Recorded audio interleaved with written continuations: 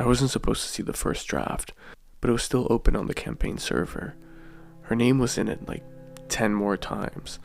By the time the final version came out, it was down to 2. They cut the paragraph about her protesting. Now it said things like, her intellectual curiosity will forever guide us. She believed in science and hope. I stared at it for a long time. Monte hadn't written it, but he signed off on it. The press release went out an hour later.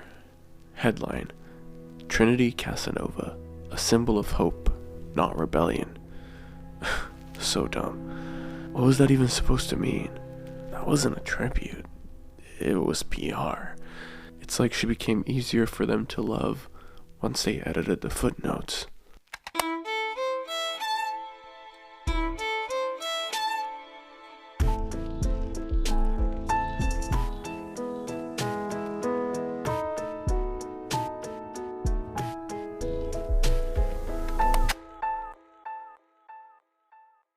No one ever tells you how silent grief is.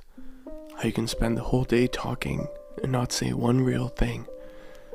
It was the morning of Trinity's funeral, and I was helping Monte pick a tie. He didn't say much. He just kind of pointed, and I would hum yes or no like, People talk about grief like it's this loud, chest-thumping storm. But to me, it's more like background noise. A dull hum you forget how to shut off. Some people try to outrun it, and some try to wear it like this armor, and I think Monte just folded into his silence. I laid out a few options at the end.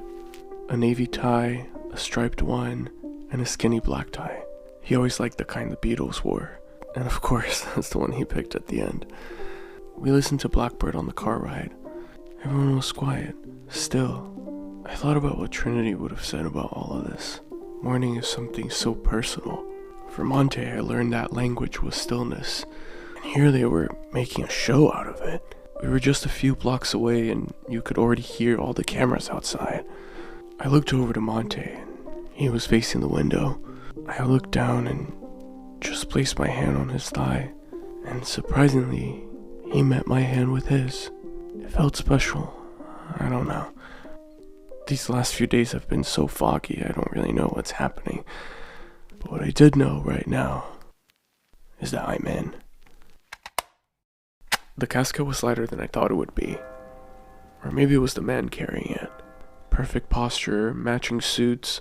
The service was at the old cathedral on 7th. Every pew was full. Press on one side, donors on the other. Very few people who actually knew her scattered in between. They read from a statement, something about hope and brilliance. They used the word visionary 3 times. I watched Monte from the 3rd row. Back straight, jaw locked. He didn't cry, but neither did I. Everyone clapped when they rolled her out. It felt weird, like she was lucky to be remembered. They said she was a light, but not all light heals.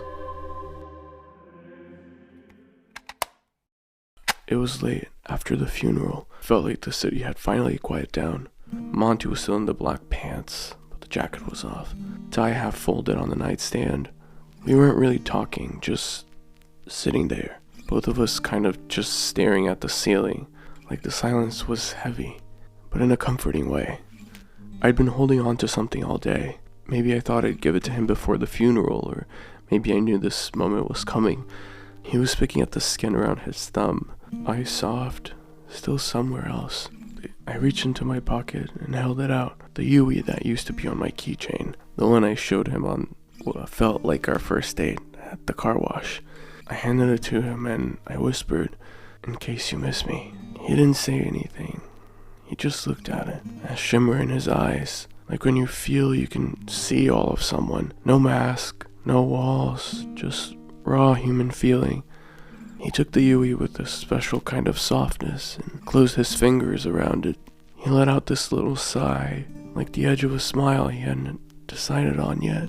And we just sat there and just stayed up for the rest of the night in silence, but together. We were sitting in Monte's car in an abandoned parking lot.